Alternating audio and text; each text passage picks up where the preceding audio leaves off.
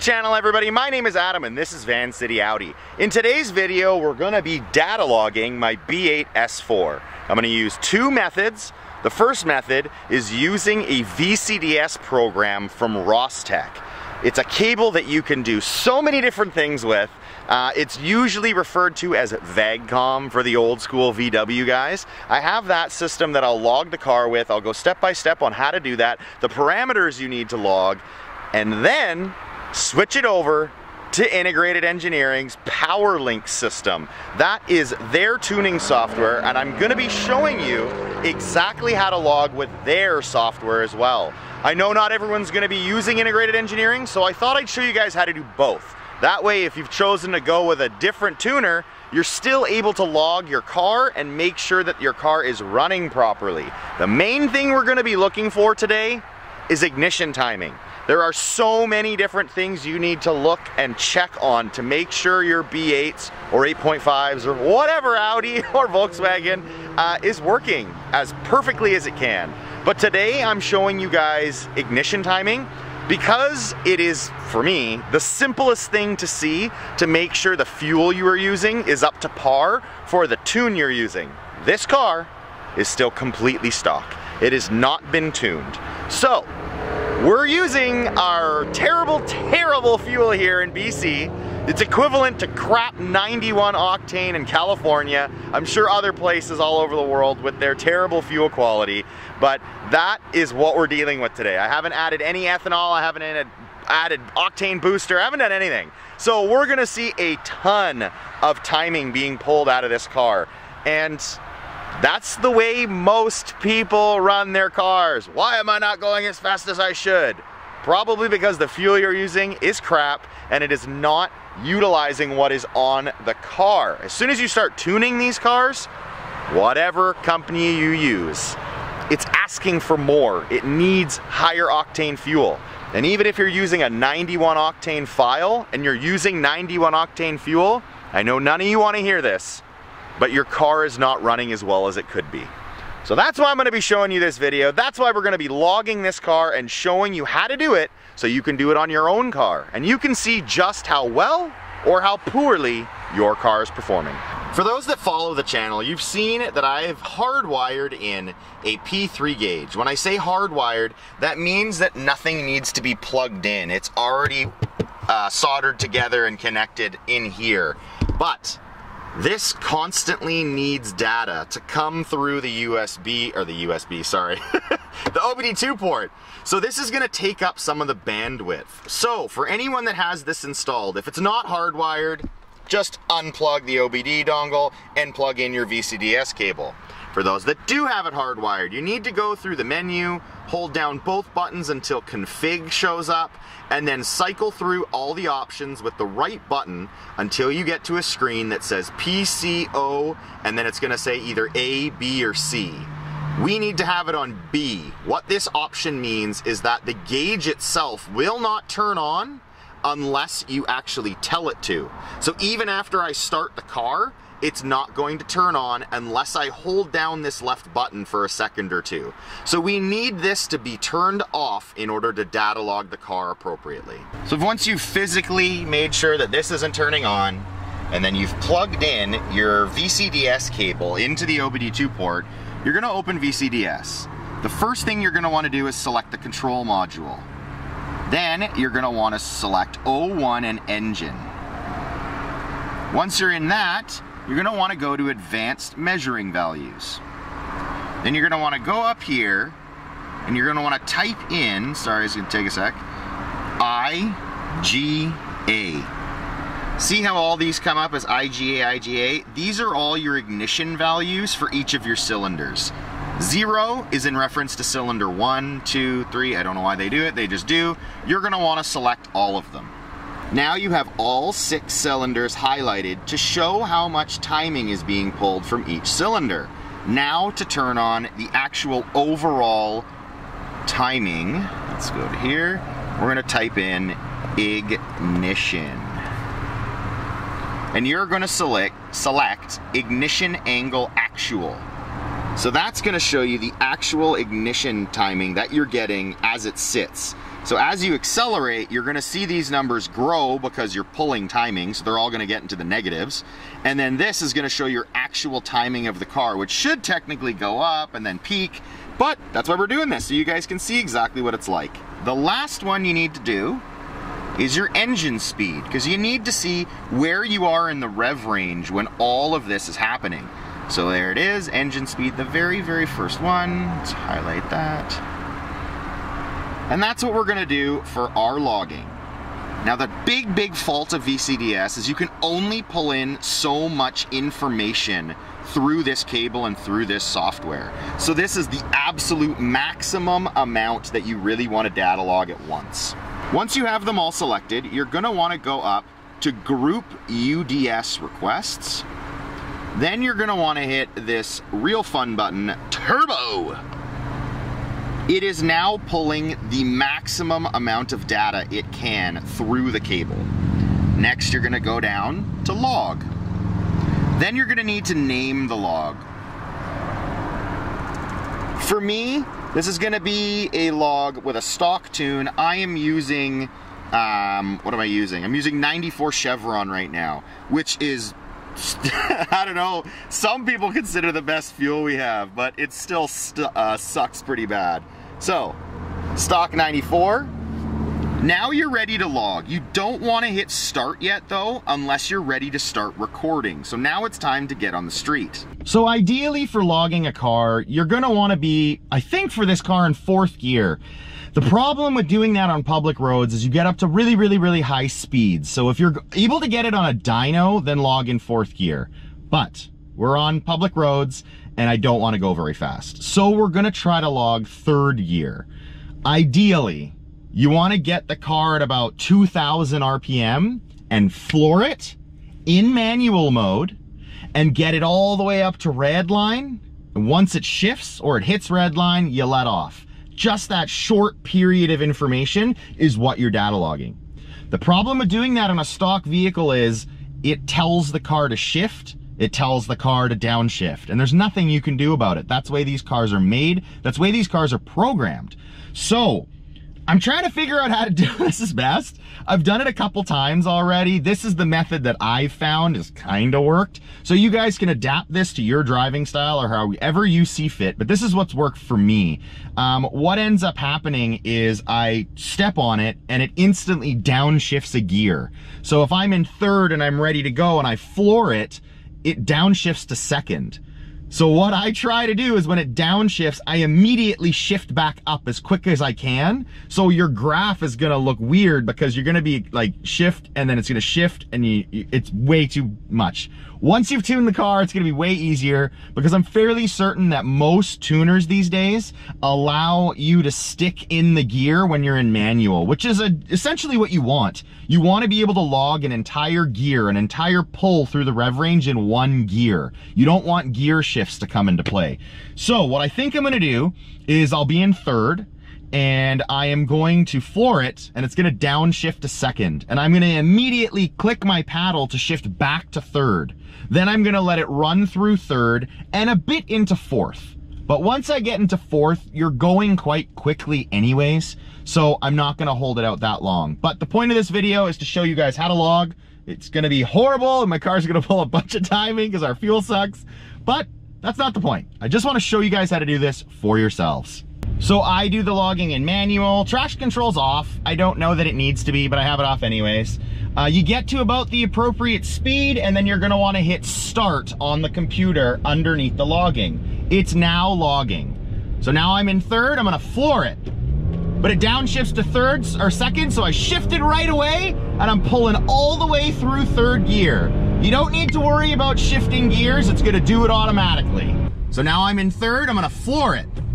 But it downshifts to 3rd or 2nd, so I shifted right away and I'm pulling all the way through 3rd gear. You don't need to worry about shifting gears, it's gonna do it automatically.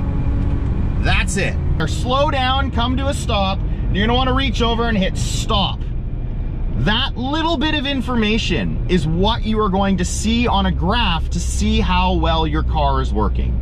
Now that you've completed the log, you've hit stop, you've come to a stop, you pull over, you're gonna wanna connect if you're doing it, you can wait till you get home, but I'm doing this out on the road. You're gonna wanna connect to a hotspot on your cell phone. Connect your laptop and go to datazap.me. You're gonna wanna log in, you're gonna wanna make yourself a profile. Once you have that, you are going to take your log and upload it to this site in order to turn it into a graph. Once you get that graph, you're then going to be able to see exactly how your car is performing. You're going to want to go into it and hit browse to select through the files on your computer. I have a ton of them. Look for the most recent one. We named this one Stock 94, and we're going to open this guy up. Once you see it pop up here, there we go, over there, then you know it's ready to go. It's into it. Now you can either make this a public file or do private and click on it. I just leave it public, it doesn't matter.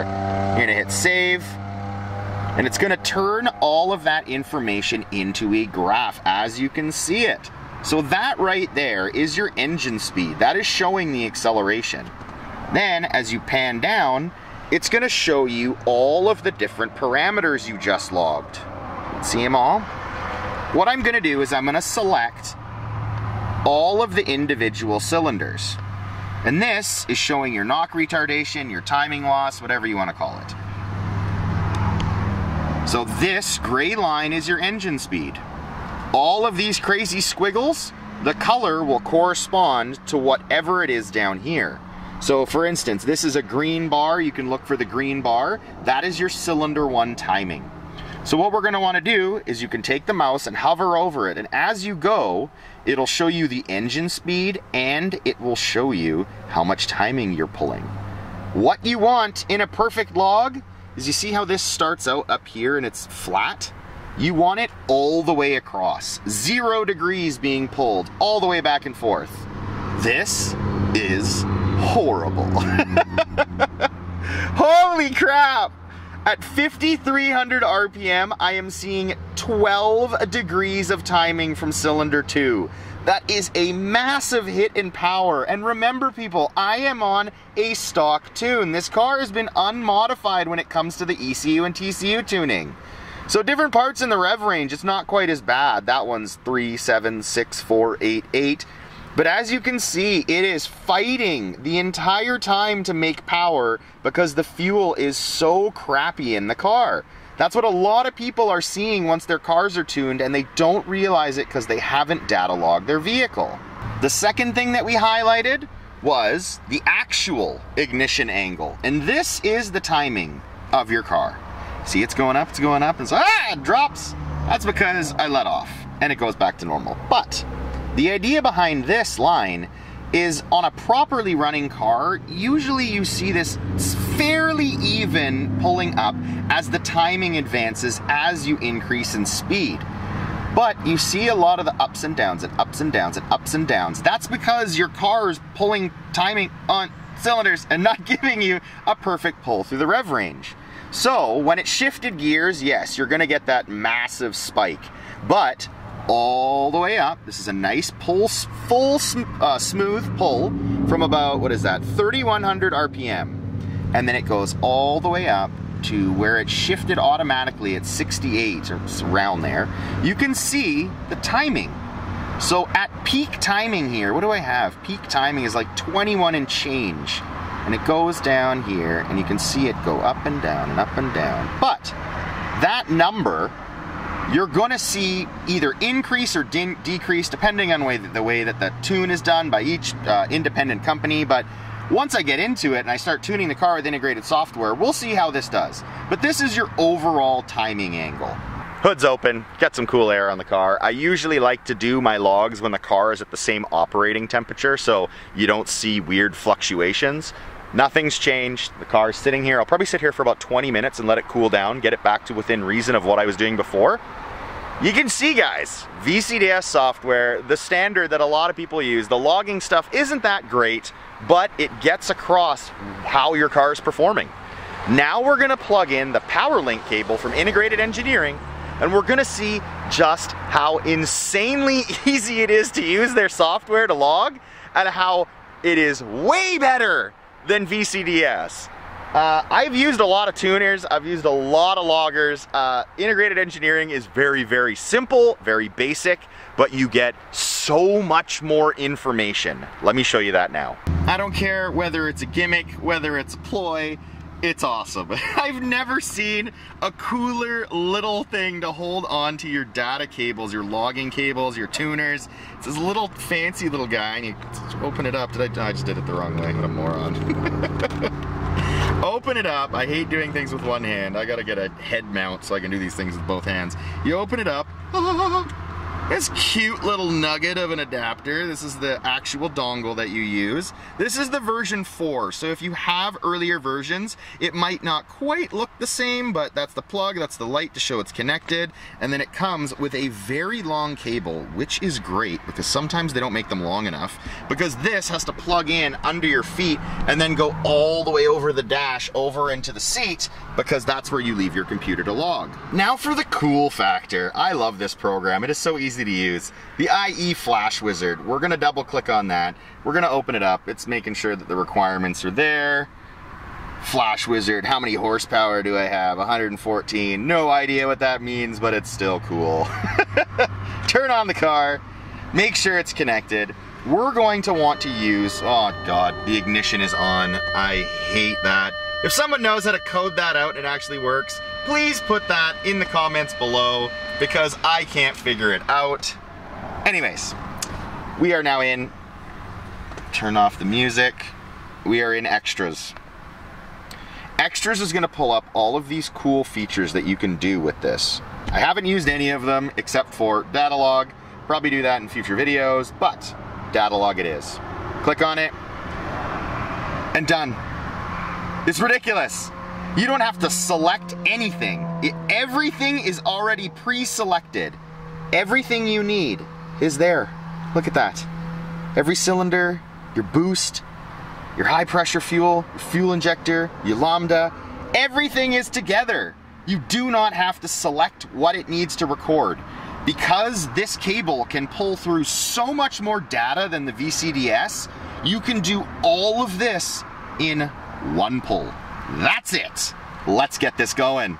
Now we're gonna do the exact same thing that we did with VCDS, but now with integrated engineering. Same pull technique, get in third, floor it.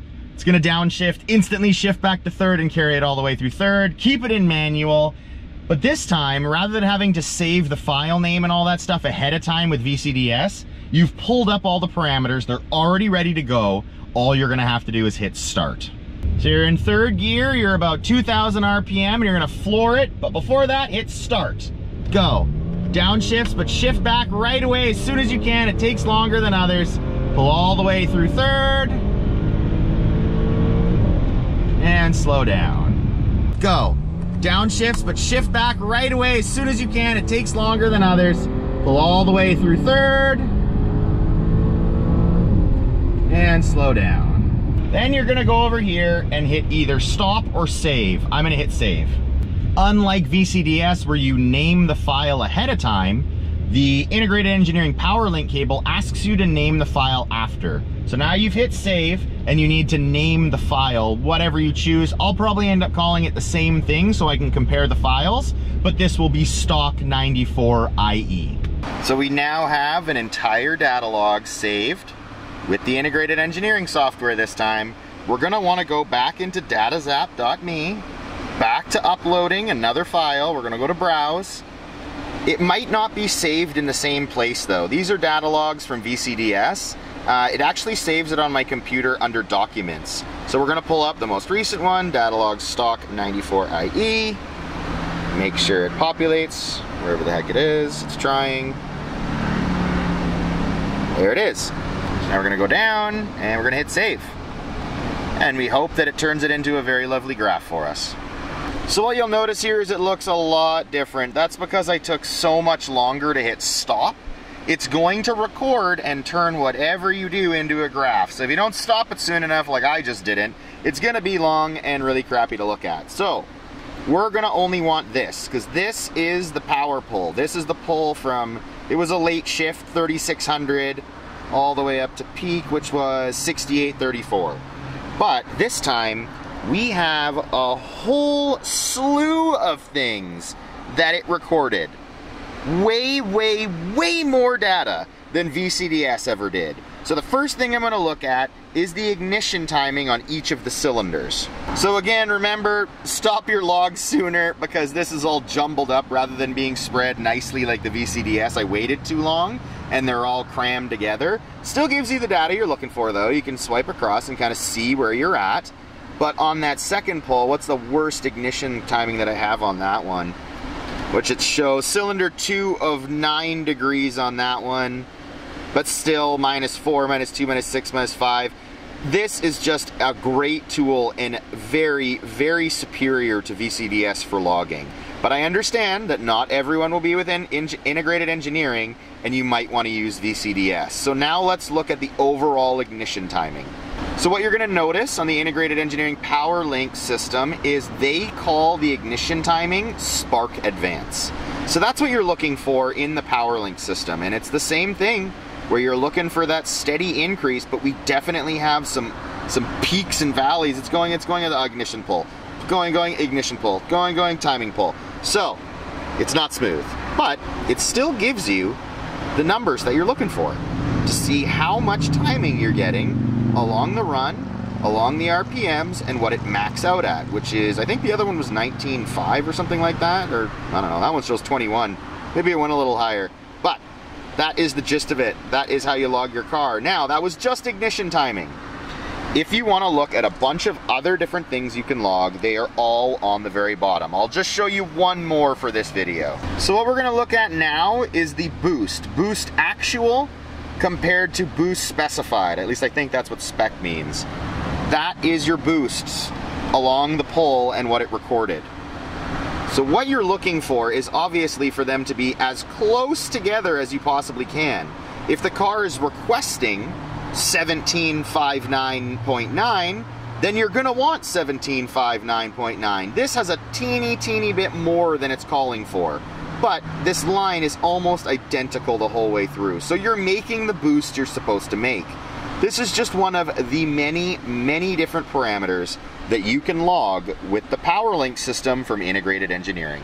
I hope that was a quick and not too painless explanation on how to data log your B8 S4 and your 8.5, I'm sure it works exactly the same way, with VCDS from Rostec or using the Powerlink system from Integrated Engineering.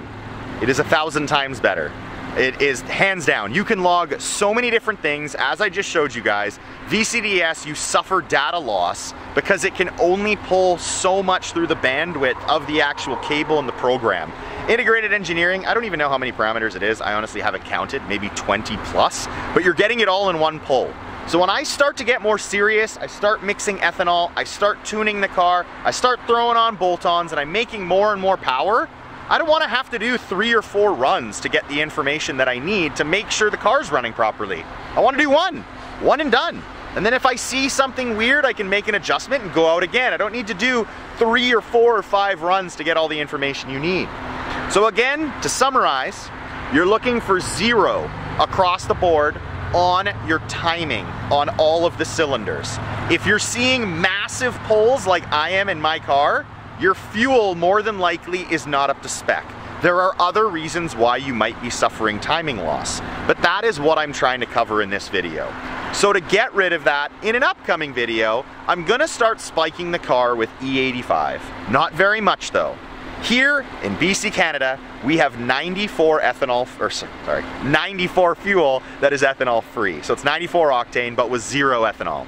So I use that fuel and I spike it with up to 15% ethanol.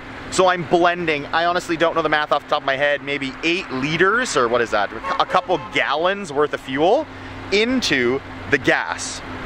Then I have a bit higher octane, a bit better cooling. That is what your car loves, and that is where you get better performance. So I'll get out here again, I'll do another video for you guys showing how that's all done. I've already done something similar to it in a previous video. You can check out the channel to see that link, but this time I'm gonna do it with my own car. I'm gonna do what I can to make sure this car is always running as perfectly as it can. It may be 8 years old, it may have 105,000 kilometers on it now, but it's still my baby, and I want to make sure it runs as best it can and goes as fast as it can. Thank you all of you for watching. If you have any questions, comments, leave them below. I look forward to hearing from you guys. Want to know constructive criticism, what I can do better for you guys with the B8 S4 chassis, what you're looking for out of this car and out of the channel. Let me know, guys. I'd love to hear from you. Thank you all for watching. Until next time, guys, take care.